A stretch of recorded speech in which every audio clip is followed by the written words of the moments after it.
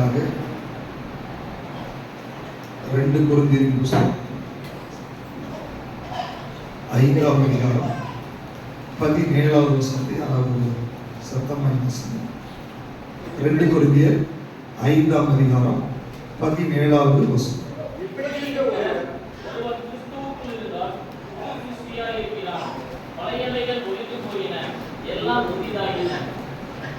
கிறிஸ்துவுக்குள் இருக்கிற ஒரு வாழ்க்கையை குறித்து வேதம் நமக்கு சொல்லுகிறது. இப்ப நம்ம எல்லாரும் கிறிஸ்தவர்கள், இயேசுவை ஏற்றுக்கொண்டவர்கள், இயேசு கிறிஸ்துவின் மேல விசுவாசம் உள்ளவர்கள், அவர்களுக்கு பெயர் தான் கிறிஸ்தவர்கள். இல்லைன்னா கிறிஸ்துவுக்கு உள்ள இருக்கிறவர்கள். வேத புஸ்தகம் சொல்லுகிறது, நீங்க உண்மையிலேயே கிறிஸ்துவுக்குள் இருந்தால், நீங்கள் இயேசுவை ஏற்றுக்கொண்டிருந்தால், கிறிஸ்தவர்களாய் நீங்கள் இருந்தால், அதனுடைய அடையாளமாக வேதம் சொல்லுகிறது என்னன்னா, நீங்க புது சிருஷ்டியாய் இருப்பீர்கள். எபிரேய மொழியில கைனோஸ் என்ற வார்த்தையில அது சொல்லப்பட்டிருக்கு. அப்படின்னா என்னன்னா, ஃப்ரெஷ்ஷா இருக்கு, நியூவா இருக்கு, பிராண்ட் நியூவா இருக்கிறதுடைய அர்த்தம். ஆண்டவர் சொல்றாரு, உங்க வாழ்க்கை எவ்வளவு பாவத்தில் இருந்திருக்கலாம், பிசாசு உங்களை எவ்வளவு வேணா டேமேஜ் பண்ணி இருந்திருக்கலாம், உங்க வாழ்க்கை எவ்வளவு கசப்பு நிறைஞ்சதா இருந்திருக்கலாம், உங்க வயசு எவ்வளவு வேணாலும் ஆயிருந்திருக்கலாம், உங்களுடைய சூழ்நிலைகள் என்ன வேணாலும் இருந்திருக்கலாம். நீங்க இயேசுவை ஏற்றுக்கொண்டால், இயேசு உங்களுக்குள்ள வந்தால், நீங்க ஃப்ரெஷ்ஷாய் மாறி விடுவீர்கள், நீங்கள் புது சிருஷ்டியாய் மாறி விடுவீர்கள், நீங்க புதிய அவதாரமாய் மாறி விடுவீர்கள். வேதம் அதை தான் வாக்குத்தத்தம் பண்ணுகிறது. ஹல்லேலூயா. கிறிஸ்துவுக்குள் இருந்தால் புது சிருஷ்டியாய் இருப்பீர்கள். பழையவைகள் எல்லாம் ஒளிந்து போயின, எல்லாம் புதிதாயின. பழசெல்லாம் ஒளிச்சு போயிடும், எல்லாம் புதிதாயிரும். அந்த வார்த்தை ரொம்ப கவனமா நீங்க கவனிக்கணும். எல்லாம் புதிதாயின அப்படின்னா, இயேசு உங்களுக்குள்ள வந்தா உங்க வாழ்க்கை புதுசா மாறிடும், உங்க குடும்பம் புதுசா மாறிடும், உங்க எண்ணங்கள் புதுசா மாறிடும், உங்க சிந்தனைகள் புதுசா மாறிடும், உங்க பார்வை புதுசா மாறிடும், உங்க சரீரம் புதுசா மாறிடும், உங்களுடைய எல்லாம் புதுசா மாறிடும். ஏதோ இயேசு வந்தோடனே ஒரு ஏரியா மட்டும் புதுசா மாறுறது கிடையாது. இயேசு வந்தா, பாருங்க, நம்ம வீட்டுல லைட்டை போடுறோம், நம்ம வீட்டுல எல்லாத்துக்கும் ஒரே லைட்டா போட்டுருக்கோம். எல்லா ரூமுக்கு சேர்த்து ஒரே ஒரு டியூப் லைட் வாங்கிட்டாங்க அப்படின்னு சொல்ல முடியும்? ஒரு ரூமுக்கு ஒன்னொன்னு வேணும். ஹால் பெருசா இருக்கு பாருங்க. இப்ப இந்த ஹால் பெருசா இருக்கிறதுனால இத்தனை டியூப் லைட் இருந்தாலும் இந்த ஹாலை மேனேஜ் பண்ண முடியுது இல்லையா? அப்போ இந்த டியூப் லைட் அதுக்கு ஒரு லிமிட் இருக்குது. ஒரு ரூமுக்கும் ஒரு டியூப் லைட் தேவை. ஆனா வேதம் சொல்லுகிற வெளிச்சமாகிய தேவன் உங்க வாழ்க்கைக்குள்ள வரும் பொழுது, உங்க வீட்டுல உங்க வாழ்க்கையில எத்தனை அறைகள் இருந்தாலும் அத்தனை அறைகளையும் பிரகாசிக்கும்படி அந்த ஒளியாகிய தேவன் உங்களுக்குள்ள வர ஆரம்பிக்கிறார். ஹல்லேலூயா. ஆண்டவர் சொல்றாரு, நான் உள்ள வந்தா ஏதோ ஒரு ஏரியா பிரகாசிக்கிறது இல்ல மகளே, உன் வீடே பிரகாசிக்க போகிறது. ஹல்லேலூயா. நீங்க வேதம் சொல்கிறது, கர்த்தராகிய இயேசுவை விசுவாசி, அப்பொழுது நீயும் வீட்டாரும் ரட்சிக்கப்படுவீர்கள். அப்படின்னா நீங்க ஒருத்தர் தான் ஆண்டவரை ஏற்றுக்கொண்டிருக்கலாம். இயேசு உங்களுக்குள்ள வந்ததுனால உங்க வீட்டில் இருக்கிற எல்லாரையும் பிரகாசிப்பிக்கிறதுக்கு இந்த வெளிச்சத்தால முடியும். ஹல்லேலூயா. இயேசு உங்க வீட்டுக்குள்ள வந்தா இருண்டு கிடக்கிற காரியங்கள் எல்லாம் வெளிச்சத்தை கொடுக்க முடியும். இயேசு உங்க வாழ்க்கையில இருந்தா இருண்டு அழித்து சத்துரு என்னெல்லாம் பண்ணி வச்சிருக்கானோ எல்லா இடத்திலையும் வெளிச்சத்தை கொடுக்கும்படி இயேசு உங்க வாழ்க்கைக்குள்ள வந்திருக்கிறார். எத்தனை பேர் விசுவாசிக்கிறீங்க இயேசுவால் அது முடியும் சொல்லிட்டு? ஹல்லேலூயா. ஹல்லேலூயா. ஒருவன் கிறிஸ்துவுக்குள் இருந்தால் புது சிருஷ்டியா இருக்கிறான். பழையவைகள் ஒளிந்து போயின, எல்லாம் புதிதாயின. இப்ப எல்லாம் ஓகே, வசனம் எல்லாம் ஓகே. பட் எத்தனை பேரோட வாழ்க்கையில இது நடக்குதுன்றது தான் முக்கியம். எத்தனை பேர் புது சிருஷ்டியா இருக்கிறோம்? எத்தனை பேருடைய அறைகள் எல்லாம் பிரகாசிச்சுட்டு இருக்குது? எத்தனை பேருடைய வாழ்க்கை பிரகாசிக்குது? எத்தனை பேருடைய எண்ணங்கள் பிரகாசிக்குது? அங்க கேட்டா டவுட். நல்லா தெரிஞ்சுக்கோங்க, ஆண்டவர் நமக்கு வாக்குத்தத்தம் பண்ணி இருக்கிறது எல்லாம் புதிதாயின. சொல்லுங்களேன், இயேசு எனக்காக சிலுவையில எல்லாவற்றையும் செய்து முடித்து விட்டார். நீங்க சொல்றது பார்த்தா சோர்வா இருக்குது. பாதி பேர் வாயை திறக்கல. உற்சாகமா சொல்லணும். இயேசு கிறிஸ்து எனக்காக சிலுவையில எல்லாவற்றையும் செய்து முடித்து விட்டார்.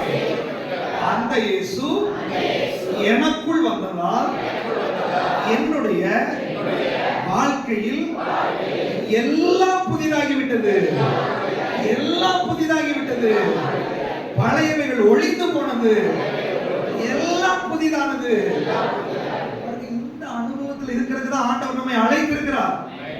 அநேகருடைய வாழ்க்கையில பழையவைகள் ஒழிந்து போகவில்லை, புதிதாக்கப்படவில்லை. இயேசு சிலுவையில எதை செய்தாரோ அதை பெற்றுக் கொள்ளவில்லை. ஆனா இன்னைக்கு ஆண்டவர் சொல்றாரு, உங்களை புதிதாக்கி அந்த புதிதாக்குதலுடைய அனுபவத்துக்குள்ள கொண்டு வரும்படி ஆண்டவர் விரும்புகிறார். எத்தனை பேருக்கு ஆசையா இருக்கு? ஆண்டவரே, நான் இன்னைக்கு புதிதாகணும் விரும்புறேன். சொல்லுங்க, கைகளை உயர்த்தி. ஆண்டவரே, என்னை புதிதாக்குகிறதற்காக நன்றி. என்னை புதிதாக்குகிறதற்காக நன்றி. என்னை பிராண்ட் நியூவா மாற்றுறதற்காக நன்றி. என்னை ஃப்ரெஷ்ஷா மாற்றுறதற்காக நன்றி. இயேசுவின் நாமத்தினால சோர்வின் ஆவியே, பலவீனத்தின் ஆவியே, இயேசுவின் நாமத்தில் வெளியேறு. இயேசுவின் நாமத்தில் வெளியேறு. விடுதலை பெற்றுக் கொள்கிறேன். ஆமென். ஹல்லேலூயா. ஒருவன் கிறிஸ்துவுக்குள் இருந்தால் புது சிருஷ்டியா இருக்கிறான். பழையவைகள் ஒழிந்து போயின, எல்லாம் புதிதாயின. பழைய வாழ்க்கை அப்படின்னு பார்க்கும்போது நம்ம பாவத்தில் இருந்தோம், அல்லது இருள் இருந்தோம், அல்லது பிசாசின் அடிமைத்தனத்துல இருந்தோம். இயேசுவை ஏற்றுக்கொண்டவங்க பாவத்தை விட்டு வெளியே வந்துட்டோம், வெளிச்சத்துக்கு வந்துட்டோம், ஒரு சுத்தமான வாழ்க்கைக்குள்ளாக நம்ம கடந்து வந்துட்டோம். அசுத்தத்திலிருந்து சுத்தத்திற்குள்ளாக, இருளிலிருந்து வெளிச்சத்திற்குள்ளாக, பிசாசின் அடிமைத்தனத்திலிருந்து ஒளியினுடைய சுதந்திரத்திற்குள்ளாக வந்துவிட்டோம் என்று வேதம் பல வழிகளில் சொல்லுகிறது. ஆனா வேதம் சொல்லுகிற வேற முக்கியமான ஒரு வார்த்தை என்னன்னா, பரிசுத்தத்துக்கு நேராய் நம்ம வந்திருக்கிறோம். பாவத்திலிருந்து பரிசுத்தத்திற்கு, அசுத்தத்திலிருந்து பரிசுத்தத்திற்கு. நம்முடைய ஆண்டவர் பரிசுத்த தேவனாய் இருக்கிறார். எத்தனையோ தெய்வங்கள் இந்த உலகத்தில் இருக்குது. ஆனா நம்ம ஆண்டவருக்கு மட்டும்தான் ஒரு பெயர், இவர் பரிசுத்த தேவன். ஹல்லேலூயா. அவருக்கு மண்ணாசை, பொன்னாசை, பெண்ணாசை எதுவுமே இல்லாம தன்னையே ஜீவ பலியாக கொடுத்த, பாவத்தை பாராத சுத்த கணரா இருக்கிற ஒரே ஒரு தேவன் நீங்களும் நான் ஆராதிக்கிற தேவன். ஹல்லேலூயா. அவர் பரிசுத்தமான தேவன். அதனாலதான் பரலோகத்துல தூதர்கள், ஆயிரமான தூதர்கள், 24 மூப்பர்கள், 4 ஜீவன்கள், இவங்கெல்லாம் பரலோகத்தில் என்ன பண்றாங்களா, சிங்காசனத்தில் வீற்றிருக்கிற ஆண்டவருக்கு முன்பாக தன்னுடைய கிரீடங்களை கழட்டி அவரை பரிசுத்தர் பரிசுத்தர் பரிசுத்தர் என்று சொல்லி 24 மணி நேரமும் ஓய்வில்லாமல் அவர்கள் ஆராதித்துக் கொண்டிருக்கிறார்கள். அவர் பரிசுத்தத்தில் பயங்கரமான தேவன். அவர் பரிசுத்தத்தில் வைராக்கியம் உள்ள தேவன். அவர் பாவத்தை பார்க்கவே மாட்டார், பாவத்தை சகித்துக் கொள்ளவே மாட்டார். அந்த தேவன் அசுத்தமாயிருந்த என்ன, பாவியாயிருந்த என்ன, அருவருக்கத்தக்க நிலைமையில் இருந்த என்ன அவருடைய பிள்ளையாய் மாற்றி இருக்கிறார் என்றால், என்னை அசுத்தத்தில் இருப்பதற்காக அல்ல, என்னை பரிசுத்தமாய் மாற்றுவதற்காக. ஹல்லேலூயா. என்னுடைய இருளை மாற்றுவதற்காக, என்னை பரிசுத்தப்படுத்துவதற்காக, அவருடைய பிள்ளையாய் அவரை போலவே மாற்றும்படியாக தேவன் என்னை அழைத்திருக்கிறார். எத்தனை பேர் அதை விசுவாசிக்கிறீங்க? வாசிக்கலாம் ஒரு 2 வசனத்தை. 1 தெசலோனிக்கேயர் 4ஆம் அதிகாரம் 7வது வசனமும் 3வது வசனமும் 7வது வசனத்தை வாசிக்கலாம். நீங்கள் பரிசுத்தமுள்ளவர்களாக வேண்டும் என்பதே தேவனுடைய சித்தமாய் இருக்கிறது. 7வது வசனம். தேவன் நம்மை அசுத்தத்திற்கு அல்ல, பரிசுத்தத்திற்கே அழைத்தார். தேவன் என்னை அழைத்தது, சைமன் உன்னை நான் அழைக்கிறேன் அப்படின்னு கூப்பிட்டது. ஒருத்தரையும் நம்மளை அழைச்சிருக்காரு, பேர் சொல்லி அழைச்சிருக்காரு. அழைச்சது எது தெரியுமா? உன்னை ஆசீர்வதிக்கிறேன், உன்னை சுகப்படுத்துறேன், உனக்கு அற்புதம் செய்யறேன், இப்படி சொல்லி யாரையாவது கூப்பிட்டாரா? சொல்லுங்க. உன் கடன் எல்லாம் அடைக்கிறேன்னு சொல்லி யாரையாவது கூப்பிட்டாரா? இல்ல இல்ல. தேவன் நம்மை அழைத்தது பரிசுத்தத்திற்காக அழைத்தார். பரிசுத்தம் வரும்போதே ஆட்டோமேட்டிக்கா எல்லாம் வந்து விடும். பரிசுத்தம் வரும்போதே ஆசீர்வாதம் பின்னாடி வந்துடும். பல நேரங்களில் பிசாசு நம்ம ஏமாத்தி வச்சிருக்கிறான். தேவைகளுக்காகவே ஆண்டவரை நம்பி போறோம். பிரச்சனைகளுக்காகவே ஆண்டவர் பின்னாடி போறோம். ஆண்டவர் சொல்றாரு, உன்னை நான் அழைச்சதே பரிசுத்தமாய் இருக்கும்படியாக. அவர் அசுத்தத்திற்கு அல்ல, பரிசுத்தமாய் இருக்கும்படி நம்மை அழைத்திருக்கிறார். எத்தனை பேர் அதை விசுவாசிக்கிறீங்க? ஹalleluya. இன்னொரு வசனம் கூட வாசிங்க. 2 கொரிந்தியர் 7ஆம் அதிகாரம் 1ஆம் வசனம்.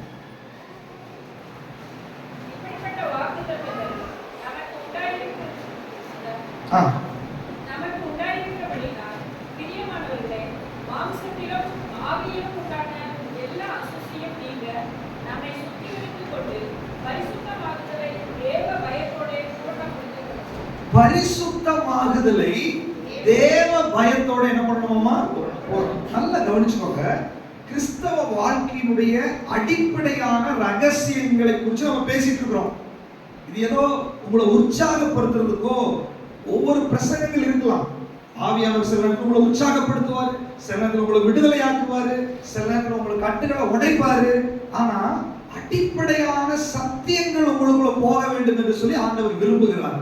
ஏன்னா சத்தியத்தை அறிவீர்கள், சத்தியம் உங்களை என்ன பண்ணிடும்? விடுதலையாக்கி விடும். அப்ப நான் இயேசுவை ஏற்றுக்கிறேன், நான் சர்ச்சுக்கு வர்றேன், நான் ஞானஸ்தானம் எடுத்துட்டேன், நான் திருவிருந்து ஆராதனையில பங்கெடுக்கிறேன், நான் சபைக்கு வர்றேன் அப்படின்னா உங்க ஒவ்வொருத்தரையும் பார்த்து ஆண்டவர் சொல்ற, நீங்க வாலிபர்களா இருக்கலாம், பெரியவங்களா இருக்கலாம், சின்னவங்களா இருக்கலாம், நான் உன்னை அழைத்த ஒரே நோக்கம் எனக்கு இருக்கும் என்றால், நான் பரிசுத்தரா இருக்கிறது போல நீயும் பரிசுத்தரா இருக்கணும்ன்றதுக்காக, உங்க குடும்பமும் பரிசுத்தமா இருக்கணும்ன்றதுக்காக, பரிசுத்தத்திற்காக மட்டுமே நான் உங்களை அழைச்சிருக்கிறேன் அப்படின்றார் ஆண்டவர். ஹalleluya. நீங்கள் அசுத்தமா இருப்பதற்காக அல்ல, நீங்கள் அசுத்தத்திலேயே தொடர்ந்து இருப்பதற்காக அல்ல, அசுத்தத்தை விட்டு ஒரு பரிசுத்த வாழ்க்கை வாழும்படியாக நான் உங்களை அழைச்சிருக்கிறேன் அப்படின்றார் ஆண்டவர். ஹalleluya. அசுத்தமான வாழ்க்கை தான் நம்முடைய வாழ்க்கை. பாவம் நிறைஞ்சிருந்துச்சு, இச்சைகள் நிறைஞ்சிருந்துச்சு, போராட்டங்கள் நிறைஞ்சிருந்துச்சு, அருவருக்கப்படத்தக்க வாழ்க்கையாக நம்ம வாழ்க்கை இருந்துச்சு. இயேசு வந்தது எதுக்கு அப்படின்னா, இந்த அசுத்தமும் பாவமும் போராட்டமும் உன்னுடைய முயற்சினால அதுல இருந்து நீ வெளியே வர முடியல, உன்னுடைய முயற்சினால அதுல இருந்து விடுபட முடியல. இந்த உலகத்தில் இருக்கிற எல்லா தேவர்களும் அசுத்தமும் பாவமும் நிறைஞ்சிருக்கிறாங்க. ஆனா நான் பரிசுத்தரா இருக்கிறேன். நான் உன்னை பெயர் சொல்லி அழைச்சேன். எதுக்கு தெரியுமா? எத்தனையோ பேர் அசுத்தத்துக்குள்ள இருக்கும்போது, எத்தனையோ பேர் அசுத்தத்துக்குள்ள திரும்ப திரும்ப பிறண்டு கொண்டு இருக்கும்போது, எத்தனையோ பேர் அசுத்தத்தை விட்டு வருவதற்கு மனதில்லாம இருக்கும்போது உன்னை பேர் சொல்லி நான் அழைச்சேன். நீ பரிசுத்த ஜாதியாக, பரிசுத்தமான தேவனை ஆராதிக்கிறதுக்காக, பரிசுத்த கூட்டமாக நீ இந்த உலகத்துல வாழ்ந்து என்னுடைய நாமத்தை மகிமைப்படுத்த வேண்டும் என்ற ஒரே நோக்கத்திற்காக நான் உன்னை அழைச்சிருக்கிறேன் என்றார் ஆண்டவர். ஹalleluya. ஹalleluya. எல்லாரும் வாயில திறந்து சொல்லுங்க, ஆண்டவரே என்னுடைய அருவருப்பான நிலைமையை, அசுத்தமான நிலைமையை, வெறுக்கத்தக்க வாழ்க்கையை நீர் பொருட்படுத்தாமல் என்னை நேசித்து பரிசுத்தத்திற்காக என்னை அழைத்ததற்காய் ஸ்தோத்திரம். பரிசுத்த தேவன் பரிசுத்தத்திற்காக என்னை அழைத்ததற்காய் ஸ்தோத்திரம். நான் விசுவாசிக்கிறேன், நான் பரிசுத்தவான். நான் விசுவாசிக்கிறேன், நான் நீதிமான். நான் விசுவாசிக்கிறேன், என்னுடைய பாவ கரைகள் கழுவப்பட்டது. நான் விசுவாசிக்கிறேன், உம்மை போல நான் மாறிக்கொண்டிருக்கிறேன். எனக்கு உதவி செய்யும். ஆமென். நல்லா பாருங்க, கிறிஸ்தவ வாழ்க்கையினுடைய முதல் ஸ்டெப்பே அதுதான். இந்த 21 நாள் நம்ம உபவாச ஜெபத்தில் இருக்க போறோம். எதுக்கு தெரியுமா? அவர்களை பரிசுத்தப்படுத்தும்படியாய், அவர்களை சுத்திகரிக்கும்படியாய், உங்களுடைய சிந்தனைகளை பரிசுத்தப்படுத்தும்படியாய், உங்க ஆவி ஆத்மா சரீரத்தை பரிசுத்தப்படுத்தும்படியாய், அவருக்கு உகந்த பாத்திரமாய் நீங்க மாறும்படியாய் ஆவியானவர் இந்த ஜெப நாட்கள் நமக்கு அனுமதிச்சிருக்கிறார். ஹalleluya.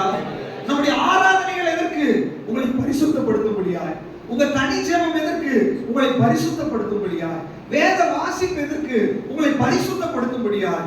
ஆண்டவருடைய ஆவிக்குரிய எல்லா சிஸ்டமுமே நம்மை பரிசுத்தமாக்குவதற்காக மாத்திரமே அவர் செய்திருக்கிறார். ஹalleluya. நீங்க பரிசுத்தத்துல கவனம் செலுத்தினால் ஆட்டோமேட்டிக்கா உங்க தேவைகள் சந்திக்கப்பட ஆரம்பித்து விடும். ஹalleluya.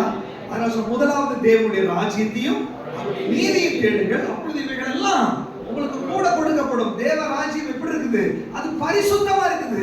அது நீதியும் சமாதானமும் பரிசுத்த ஆவியினால் உண்டாகிற சந்தோஷமா இருக்குது.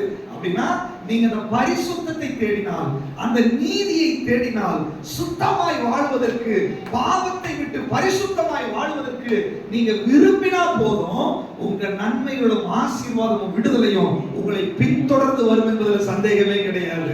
ஹல்லேலூயா. அநேக நாட்கள் எனக்கு தேவைகளுக்காக, என் பிரச்சனைகளுக்காக நீங்க ஜெபிச்சு பரிசுத்தத்தை குறிச்ச கரிசனையே இல்லாம இருக்கிறதுனாலதான் ஆண்டவரால் உங்களுக்கு ஒரு அற்புதத்தை செய்ய முடியல, ஆண்டவரால் உங்களுக்கு ஒரு விடுதலை கொடுக்க முடியல. அவர் சொல்றாரு, மகளே, நான் அழைச்சதே நீ பரிசுத்தமா இருக்கிறதுக்காக தான். நான் அழைச்சதே என்ன மாதிரி ஜெராக்ஸா நீ இந்த பூமியில இருக்கிறதுக்காக தான். நான் உன்னை அழைச்சதே என் பேரை இந்த பூமியில நிலைநாட்டும்படி உன்னதான் ஒரு பாத்திரமா நான் தெரிஞ்செடுத்திருக்கிறேன். ஆனா நீ அதுல கவனம் செலுத்தாம எப்ப பாரு எனக்கு தேவைகள் தேவைகள் தேவைகள் என்று நீ வந்துட்டு இருக்கிறதுனால என் பிளான் உன் வாழ்க்கையில நிறைவேறாததுனால உன் விருப்பமும் நிறைவேறாமே இருக்குது. இன்னைக்கு ஆண்டவர் சொல்றாரு, என் விருப்பத்தை நிறைவேற்றுறதுக்கு நீ இன்னைக்கு ஒரு அடி எடுத்து வைத்தால் உன் விருப்பத்தை பரிபூர்ணமா நிறைவேற்றுவதற்கு அவர் ஆல்ரெடி இந்த இடத்துல இறங்கி வந்திருக்கிறார். ஹல்லேலூயா. எத்தனை பேர் ஆண்டவருடைய விருப்பத்தை நிறைவேற்ற போறீங்க? பரிசுத்தமாக விருப்பத்தை எத்தனை பேர் நிறைவேற்ற போறீங்க? நீங்க விரும்பினா போது ஆண்டவர் உங்களை கையை பிடித்து கூட்டி கொண்டு போக போகிறார். ஹல்லேலூயா. நல்லா தெரிஞ்சுக்கோங்க, பரிசுத்தமாகுதல் என்பது அது ஒரு செகண்ட்ல நடக்கக்கூடிய காரியம் அல்ல. ஆண்டவர் பரிசுத்தத்துக்கு நம்மை அழைத்திருக்கிறார், அழைப்பு கொடுத்திருக்கிறார். நீங்க ரட்சிக்கப்பட்டது, ஞானஸ்நானம் எடுத்தது, சபைக்கு நீங்க ஃபர்ஸ்டா வந்தது, நீங்க அடியெடுத்து வைத்தது எல்லாமே பரிசுத்தத்திற்கான முதல் படி. பரிசுத்தமா வாழுவதற்கு தீர்மானம் எடுத்து, பிசாசே, பாவமே, அசுத்தமே, இனி எனக்கு இது வேண்டாம், நான் பரிசுத்தமா வாழ போறேன்னு சொல்லி ஒரு அடி எடுத்து வைத்திருக்கிறோம். ஆனால் அது பூரணமாகவில்லை. அது பூரணமாக வேண்டும் என்றால் மீண்டும் அந்த வசனத்தை வாசிங்க. 2 கொரிந்தியர். இப்படிப்பட்ட வாக்குத்தத்தங்கள் நமக்கு உண்டாயிருக்கிறபடினாலும் ஆவியிலும் மாம்சத்திலும் ஆவியிலும் உண்டான எல்லா அசுசியும் நீங்க நம்மை சுத்திகரித்துக் கொண்டு பரிசுத்தமாகுதலை தேவ பயத்தோடு பூரணப்படுத்த கடவோம். அப்படின்னு என்ன இருக்கும்? பரிசுத்தம் என்பது நீங்க ஆண்டவரை ஏற்றுக்கொண்ட உடனே முழுமை அடையவில்லை. பரிசுத்தம் என்பது நீங்க ஞானஸ்நானம் பெற்ற உடனே முழுமை அடையவில்லை. பரிசுத்தம் என்பது நீங்க அபிஷேகம் பெற்ற உடனே முழுமை அடையவில்லை. பரிசுத்தம் என்பது நமக்குள்ள தொடங்க வைத்திருக்கிறார் ஆண்டவர். ஹல்லேலூயா. அந்த பரிசுத்தம், ஆண்டவரே நான் உங்களை விசுவாசிக்கிறேன் அப்படின்னு உடனே பரிசுத்தத்தினுடைய முதல் ஸ்டெப். ஆண்டவரே உங்களுடைய வார்த்தைக்கு கீழ்ப்படிஞ்சு ஞானஸ்நானம் எடுக்கிறேன், பரிசுத்தத்தினுடைய 2வது ஸ்டெப். ஆண்டவரே உங்களுடைய வார்த்தைக்கு கீழ்ப்படிஞ்சு சரியா சபைக்கு போறேன், 3வது ஸ்டெப். ஆண்டவரே நான் வேதத்தை வாசிக்கிறேன், நான் ஜெபிக்கிறேன், 4வது ஸ்டெப். ஆண்டவரே உங்களுக்கு பிரியமில்லாதெல்லாம் நான் விட்டுறேன், 5வது ஸ்டெப். இது பரிசுத்தத்தினுடைய ஒவ்வொரு படிகளாய் நம்ம முன்னேறி கொண்டே இருக்கிறோம். ஹல்லேலூயா. இந்த பரிசுத்தமாகுதல் அது பூரணப்பட வேண்டும் என்று தேவன் விரும்புகிறார். இது ஸ்டெப் பை ஸ்டெப்பாக அது பூரணத்துக்குள்ள வர வேண்டும். ஏன் பூரணப்பட வேண்டும் அப்படின்னா, நீங்களும் நானும் இந்த உலகத்துல இருக்க போகிறவர்கள் அல்ல. நீங்களும் நானும் பரலோகத்துல போய் வாசம் பண்ண போகிறவர்கள். நான் ஒரு புத்தகத்துல வாசிச்சேன், அங்க என்ன போட்டிருக்குன்னா, இந்த உலக வாழ்க்கை என்பது ஒரு பிரிட்ஜ் மாதிரி, ஒரு பாலம். இப்போ காந்திபுரம் மேம்பாலம் இருக்குது. எதற்காக இந்த காந்திபுரம் மேம்பாலத்தை போட்டிருக்காங்க தெரியலையா? அதை கடந்து போவதற்காக மேம்பாலம் போட்டிருக்காங்க. சரியா? நீங்க லாரியில போலாம், பஸ்ல போலாம், 2 வீலர்ல போலாம். நீங்க கடந்து போகிறதுக்காக இந்த பாலம் போட்டிருக்கு. இப்ப சாம்பிரதர் முடிவு பண்ணிட்டாரு, பாலம் ஏறணும்னா நல்லா இருக்குது, இங்கேயே ஒரு 2 லோட் செங்கல் இறக்கி ஒரு ரூம் போட்டு பாலத்து மேலே வீடு கட்டலாம் நினைப்பாங்களா? அங்க இருக்க முடியாது. நீங்க அப்படியே பில்டிங் போட்டு கேட்டாலும் அரசாங்கம் என்ன பண்ணாது, ஒத்துக்க. பாலம் என்பது கடந்து போறதுக்காக தான். அதே மாதிரி இந்த உலக வாழ்க்கை என்பது ஒரு பாலம் மாதிரி. எதற்கு பாலம்? அசுத்தமா இருந்த என்ன பரலோகம் கொண்டு போறதுக்கான ஒரு பாலமா இயேசு அங்க வந்திருக்கிறாரு. கிறிஸ்தவ வாழ்க்கை என்பது ஒரு பாலம். கிறிஸ்தவ வாழ்க்கையில, இந்த உலக வாழ்க்கையில இந்த கடந்து போய் நம்ம அந்த பக்கம் போக வேண்டும். பலர் என்ன பண்றாங்க அப்படின்னா, இந்த உலகத்திலேயே இருக்கிறதுக்காக பிளான் பண்ணிடுறாங்க. சொத்தை வாங்கணும், பணத்தை வாங்கணும், பொருளை வாங்கணும். இந்த உலக வாழ்க்கைக்காகவே கவலை. ஆண்டவர் சொல்றாரு, நீ நாளைய தினத்தை குறித்து கவலைப்படாத. எண்ணத்தை உண்போம், எண்ணத்தை குடிப்போம் சொல்லி கவலைப்படாத. நாளைய தினம் தன்னுடையவர்களுக்காக கவலைப்படட்டும். அந்தந்த நாளுக்கு அதினத்தின் பாடுகள் போதும். இன்னைக்கு என்ன தேவை ஆண்டவர் உனக்கு சந்திப்பார். நாளைக்கு என்ன தேவை ஆண்டவர் உனக்கு சந்திப்பார். நீ உயிரோடு இருக்கிற நாள் வரைக்கும் ஒரு நாள் உன்னை பசியாக ஆண்டவர் போட மாட்டார். சிங்க குட்டிகள் கூட தாழ்ச்சி அடைந்து பட்டினியா இருக்கும். கர்த்தரை தேடுகிறவர்களுக்கோ ஒரு நன்மையும் குறைவுபடாது. உன் வாழ்க்கையில குறைவு இருக்கிறது, என் வாழ்க்கையில பலவீனம் இருக்குது, என் வாழ்க்கையில தரித்திரம் இருக்குது அப்படின்னு சொன்னா நீங்க கர்த்தரை தேடவில்லை, அவருடைய பரிசுத்தத்தை தேடவில்லை, அவருடைய ராஜ்யத்தை தேடவில்லை. இந்த உலகம் உங்களுக்கு பெருசா நினைச்சிட்டு இருக்கிறீங்க. என் வீடு, சொத்து, சுகம், நண்பர்கள், உறவினர்கள் இதுதான் எனக்கு முக்கியம் சொல்லி நீ நினைச்சிட்டு இருக்கிற.